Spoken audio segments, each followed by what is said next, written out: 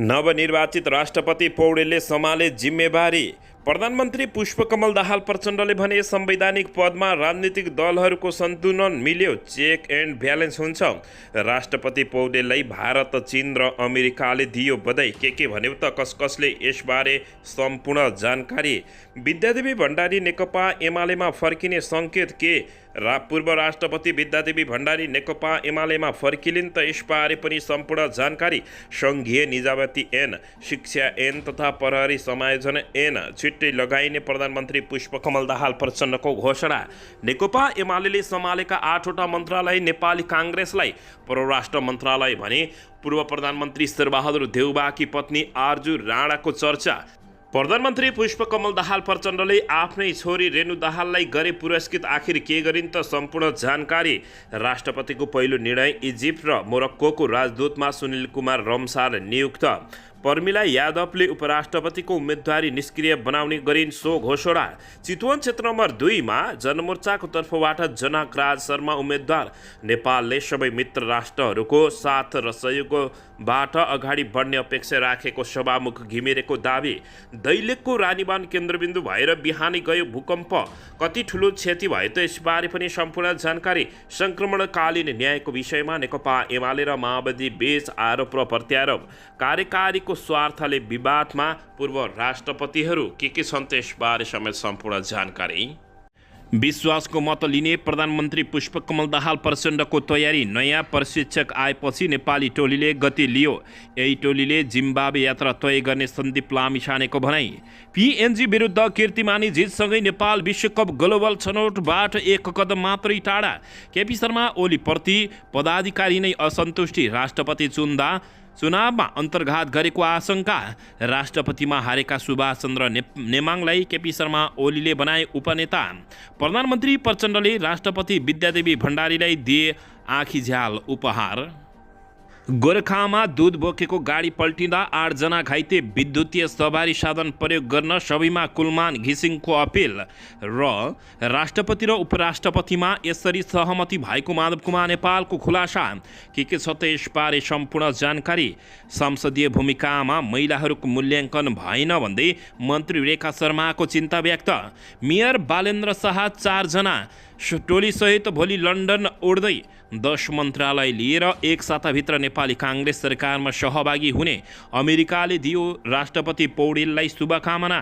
के भन्यो त यसबारे सम्पूर्ण जानकारी। नेपालमा भारू नोटको माग घट्यो। 155 रुपियाँसम्म कारोबार हुँदै 4 सदस्यीय टोलीसहित आज किन लन्डन जाँदैछन् त मेयर बालेन्द्र शाह। यसबारे सम्पूर्ण जानकारी। अब हेर्नुहोस् पुरा समाचार।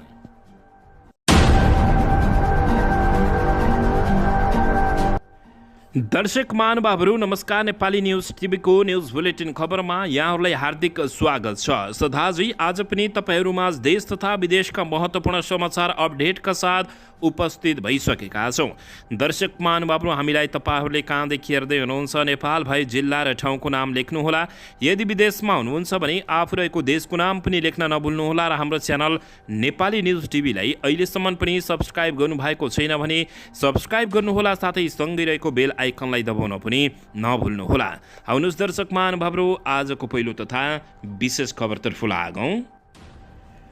दर्शकबिन नवनिर्वाचित राष्ट्रपति रामचन्द्र पौडेलले सोमबारदेखि पदीय जिम्मेवारी सुरु गरेका छन्। कायम मुकायम प्रधान न्यायाधीश हरिकृष्ण कार्कीबाट पद तथा गोपनीयताको शपथ लिएसँगै राष्ट्रपति कार्यालय शीतल निवासमा पदभार ग्रहण गरेका हुन्।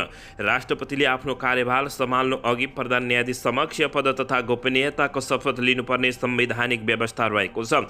राष्ट्रपति कार्यालयमा आयोजित विशेष समारोहको बीच पौडेलले पद तथा गोपनीयताको शपथ लिएका थिए भने पौडेलले 25 फागुनमा राष्ट्रपतिमा निर्वाचित भएका छन्। राष्ट्रपति कार्यालयका प्रवक्ता सागर आचार्यका अनुसार पौडेलले पहिलो निर्णयमा निर्णयका स्वरूप सुनिल कुमार लम्साललाई मोरक्कोको गैर आवासीय नेपाली राजदूतमा नियुक्त गरेका छन्। उनी इजिप्टका लागि आवासीय राजदूत हुन् भने कार्यभार सम्हालेपछि राष्ट्रपति पौडेलले लन्चर स्थित शहीद स्तम्भमा पुगेर पुष्पगुच्छ अर्पण गरेका थिए। पौडेलको शपथसँगै निवर्तमान राष्ट्रपति विद्यादेवी भण्डारी विदा भएकी छिन् भने भण्डारीले राज्यबाट कुनै सेवा सुविधा नलिने घोषणा गरिसकेकै छिन्। भण्डारीको विदाईमा राष्ट्रपति पौडेल समेत सहभागी भएका थिए। प्रधानमन्त्री पुष्पकमल दाहाल प्रचण्डले मायाको चिनो दिएर विदाई गरेका भण्डारीलाई राष्ट्रपति पौडेलले कसारसम्मै पुगेर विदाई गरेका थिए। उनलाई सेनाको टुकुटीले बालुवाटार स्थित भण्डारीको छोरी उषा किरणको निवासमा पुर्याएको थियो। भण्डारीको निवास मर्मत भइरहेकाले उनी छोरीको घरमा बसेको जानकारी प्राप्त भएको हो। दर्शकबिन यसैबीच यता नेकपा माओवादी केन्द्रका अध्यक्ष तथा प्रधानमन्त्री पुष्पकमल दाहाल प्रचण्डले संवैधानिक पदहरूमा राजनीतिक दलहरूको शक्ति सन्तुलन मिलेको बताएका छन्। सोमबार नेपाल नगरपालिका सङ्घको 30औं स्थापना दिवसको अवसरमा आयोजित कार्यक्रमलाई सम्बोधन गर्दै प्रधानमन्त्री प्रचण्डले देशको संवैधानिक पदहरूमा राजनीतिक दलहरूको शक्ति सन्तुलन मिलेकोमा आफू खुसी भएको बताएका छन्। उनले राष्ट्रपति, उपराष्ट्रपति, सभामुख, उपसभामुख, राष्ट्रिय सभाका अध्यक्ष लगायतका संवैधानिक पदहरूमा फरक राजनीतिक दलहरूको प्रतिनिधित्व भएको भन्दै यसले आफूलाई खुसी र गर्वको महसुस गराएको बताएका छन्। उनले संवैधानिक पदहरूमा यसरी राजनीतिक सन्तुलन मिल्दा चेक एन्ड ब्यालेन्स हुने बताएका हुन्। प्रधानमन्त्री प्रचण्डले राष्ट्रपतिको निर्वाचनसँगै देशमा नयाँ वातावरण बनेको भन्दै अब विकास, समृद्धि र आवश्यक ऐनहरू निर्माणको प्रक्रियामा जानुपर्ने कार्य रहेको बताएका छन्। प्रधानमन्त्री प्रचण्डले स्थानीय तहलाई संविधानमा सङ्घीय सरकारको इकाइको रूपमा नहेरी स्थानीय सरकारको रूपमा परिभाषित गरिएको बताएका छन्। पछिल्लो समय प्रदेश र स्थानीय तहलाई अधिकार दिनु हुँदैन भन्ने विचार हाबी हुन लागेको भन्दै उनले प्रदेश र स्थानीय तहको काम छैन भन्नु राजनीतिक अनैतिकता भएको बताएका छन्। उनले संविधानले व्यवस्था गरे अनुसार आवश्यक र ऐन र संरचनाहरू निर्माण गरेर मात्र यसको समीक्षा गर्नुपर्ने बताएका छन्। प्रधानमन्त्री प्रचण्डले स्थानीय तहहरूको कर धेरै उठाउने गरेको जनगुनासो आउने गरेको भन्दै त्यो गुनासोलाई गम्भीरतापूर्वक लिनुपर्ने बताउँदै उनले सेवाग्राहीमुखी कर प्रणाली बनाउन स्थानीय तहहरूको ध्यान आकर्षण गराएको समेत जानकारी प्राप्त भएको छ। दर्शकबिन यसैबीच यता नवनिर्वाचित राष्ट्रपति रामचन्द्र पौडेललाई भारत, चीन र अमेरिकाले बधाई दिएका छन्। सोमबार साँझ नेपालका लागि चिनिया राजदूत चेन सङले छिमेकी मुलुक चीन सरकारका तर्फबाट राष्ट्रपतिमा निर्वाचित हुनुभएकोमा रामचन्द्र पौडेललाई बधाई तथा सफल कार्यकालको शुभकामना व्यक्त गरेका हुन्। उनले राष्ट्रपति पौडेल नेतृत्वमा नेपाल र चीन बीचको मैत्रीपूर्ण सम्बन्ध थप विस्तार हुने विश्वास व्यक्त समेत गरेका छन्। राष्ट्रपति रामचन्द्र पौडेललाई संयुक्त राज्य अमेरिकाबाट तर्फबाट पनि काठमाडौँ स्थित अमेरिकी राजदूतले यहाँ उनलाई बधाई दिँदै सफल कार्यकालका लागि शुभकामना व्यक्त गरेका हुन्। नवनिर्वाचित राष्ट्रपति पौडेललाई भारतीय राष्ट्रपति द्रौपदी मुर्मुले समेत बधाई तथा ज्ञापन गरेको जानकारी प्राप्त भएको छ। दर्शकबिन यसैबीच यता विद्यादेवी भण्डारी नेकपा एमालेमा फर्कने सङ्केत गरिएको छ। कार्यकाल पुरा भएसँगै निवर्तमान राष्ट्रपति विद्यादेवी भण्डारी 7 वर्षभन्दा बढी समय शीतल निवासमा बिताएर बाहिरिएकी हुन्। नयाँ राष्ट्रपतिमा रामचन्द्र पौडेल निर्वाचित भएर सोमबार पद तथा गोपनीयताको शपथ ग्रहण गरेसँगै भण्डारीले शीतल निवास छाडेको जानकारी प्राप्त भएको छ। राष्ट्रपतिको रूपमा भण्डारीले शीतल निवासमा 2 कार्यकाल बिताएका हुन्। नेकपा एमालेका तत्कालीन महासचिव स्वर्गीय मदन भण्डारीकी धर्मपत्नी रहेकी विद्यादेवी भण्डारी 2072 सालमा राष्ट्रपतिमा नियुक्त भई शीतल निवासमा प्रवेश गर्दा पार्टीमा उपाध्यक्ष भूमिकामा रहेको जानकारी प्राप्त भएको छ। दर्शक महानुभावहरू 2 कार्यकाल सकेर गए तापनि फेरि पूर्व राष्ट्रपति विद्यादेवी भण्डारी नेकपा एमालेमा फर्किने सङ्केत गरेको जानकारी प्राप्त भएको छ। दर्शकबिन यसैबीच यता नेपाल नागरिक सङ्घको 30औं स्थापना दिवसको अवसरमा सोमबार आयोजित कार्यक्रममा प्रधानमन्त्री पुष्पकमल दाहाल प्रचण्ड शहरी योजना पूर्वाधार विकास तथा विपद व्यवस्थापन उल्लेखनीय काम गरे बापत भरतपुर महानगरपालिकाका प्रमुख रेणु दाहाललाई पुरस्कृत गर्दै रेणु प्रचण्ड पुत्री समेत रहेकी छिन्। दर्शक महानुभावहरू अन्ततः प्रधानमन्त्री र समेत रहेका पुष्पकमल दाहाल प्रचण्डले आफ्नै छोरी रेणु दाहाललाई पुरस्कृत गरेको खबरले यति बेला जताततै स्थान पाएको खबर प्राप्त भएको छ। दर्शकबिन यसैबीच यता रवि लामिछानेलाई टक्कर दिँदै चितवनको क्षेत्र नम्बर 2बाट जनमोर्चाले जनकराज शर्मालाई उम्मेद्वार बनाएको छ। जनमोर्चाको केन्द्रीय कमिटी बैठकले शर्मालाई उम्मेद्वार बनाउने निर्णय गरेको छ। उनी जनमोर्चाका उपाध्यक्ष समेत रहेका छन्। चितवन क्षेत्र नम्बर 2मा आगामी वैशाख 10 गते उपनिर्वाचन हुँदैछ।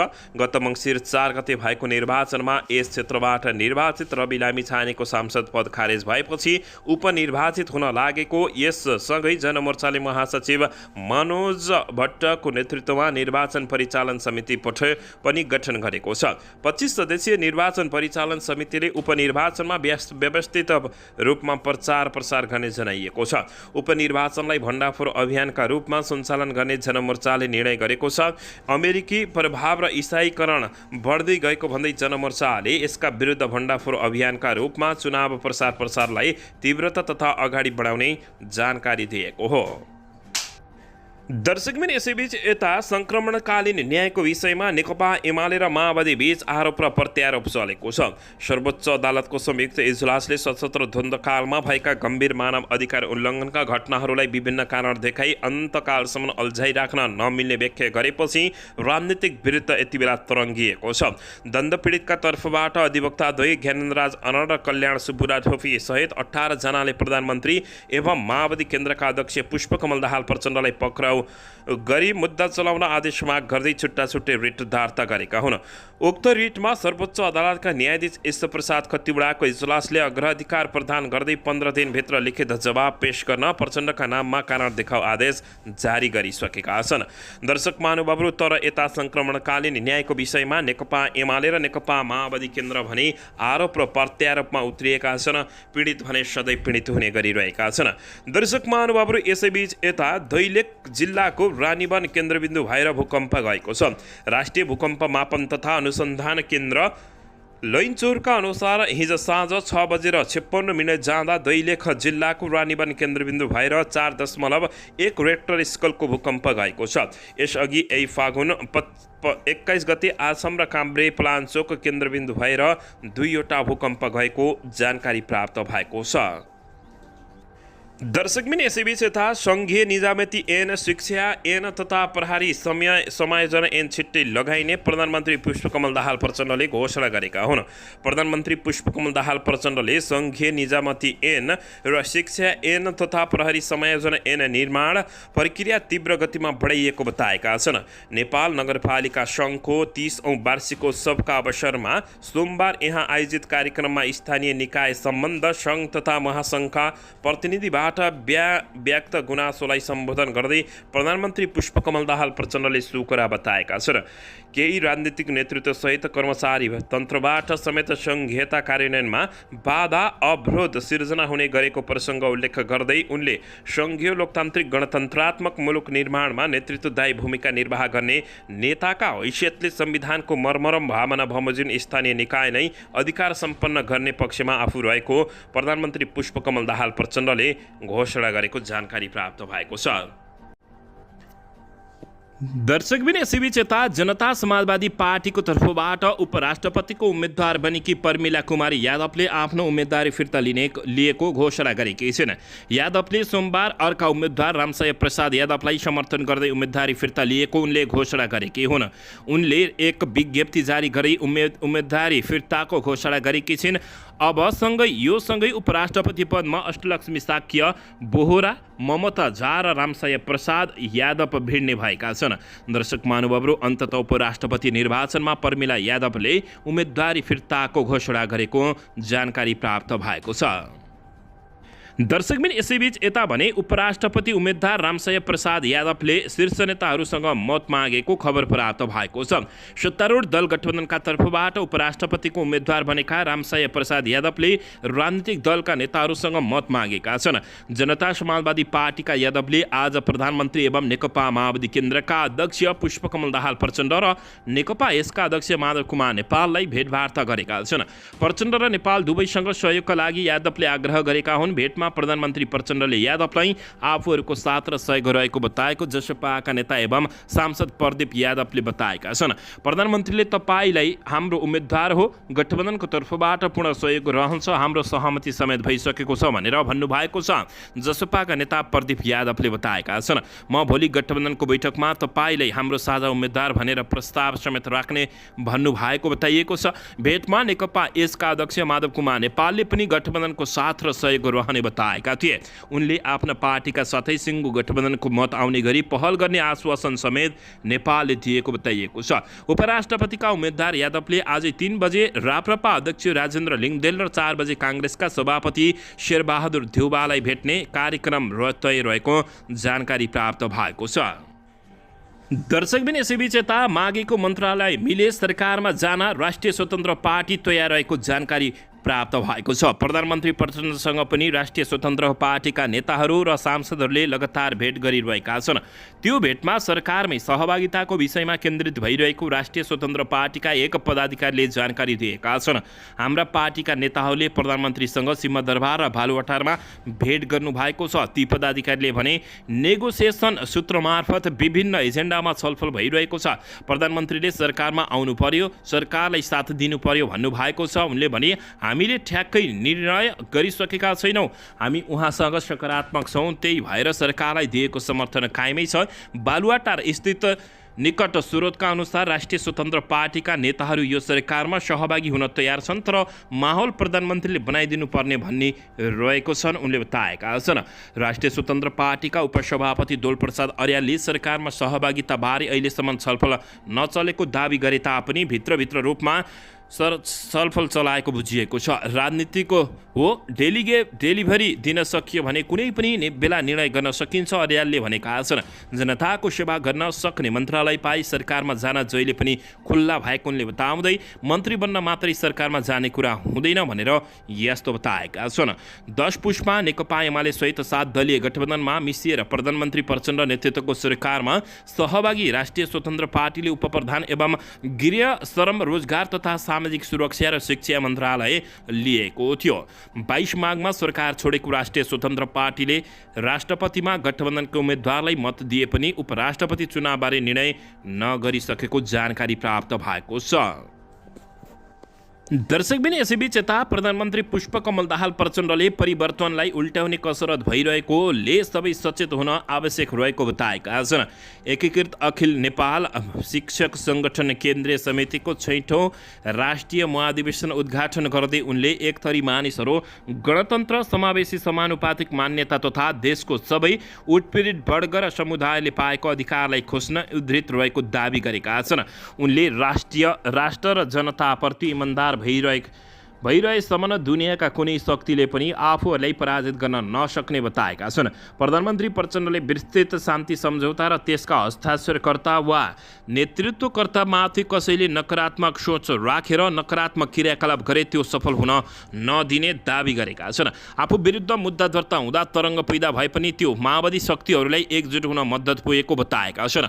विस्तृत शान्ति सम्झौतामाथि अध्यक्ष र प्रधानमन्त्रीमाथि केही हुन लागेको हो कि भनेर देशभर ठुलो तरङ्ग पैदा भयो, यो हामीलाई सहयोग गर्ने कुरा नै भइरहेको छ भनेको थिए उनले बताएका छन्। विभाजित माओवादीलाई एक ठाउँमा आऊ, छिटोभन्दा छिटो आउने, छिटो ऐन अगाडि बढाउँ भन्ने बुझे। तत्काल मन्त्री परिषद बोलाएर सांसदमा दर्ता गराए। अदालतको फैसला पनि शान्ति सम्झौताभन्दा बाहिर गएन, त्यसको पक्षमा नै आयो।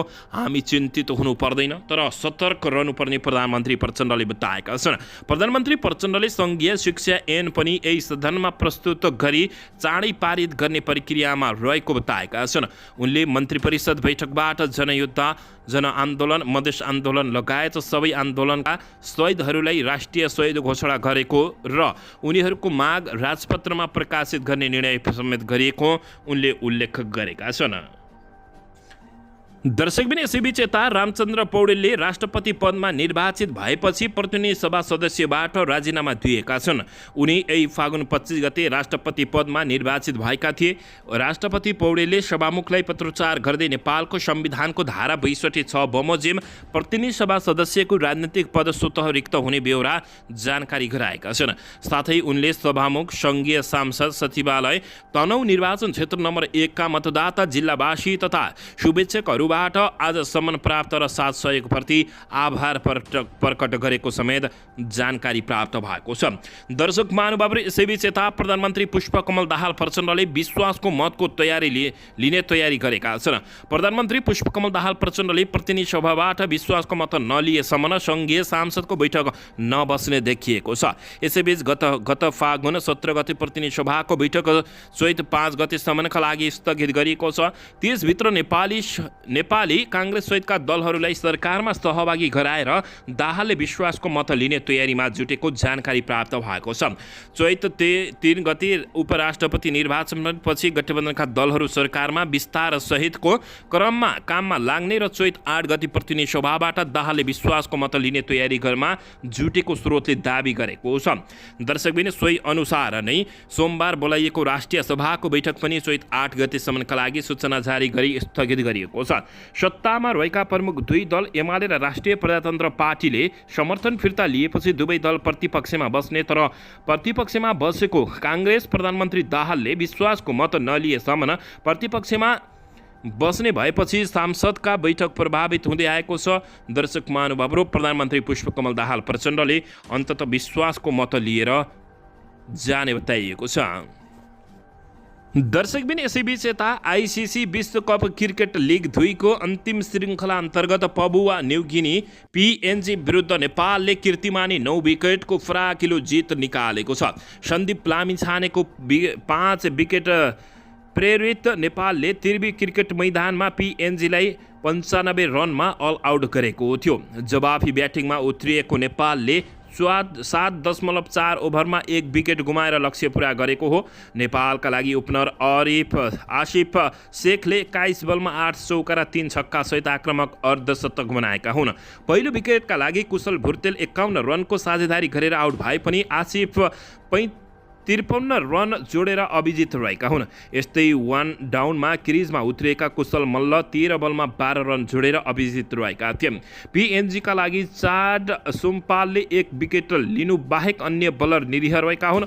पहिलो इनिङमा नेपालका लागि शतक बोलिङ गरेका सन्दीप लामिछानेले 10 ओभरमा 25 रन खर्चिएर 1 मेडन सहित सर्वाधिक 5 विकेट लिएका थिए।